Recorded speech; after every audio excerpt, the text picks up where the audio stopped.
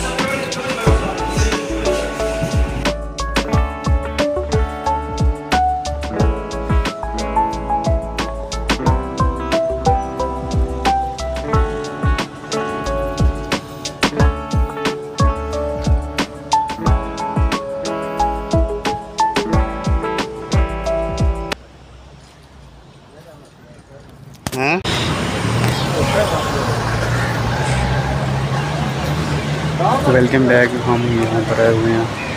इस चैनल का नाम का मुझे भी नहीं पता और चारों तरफ समंदर दरिया ही दरिया है।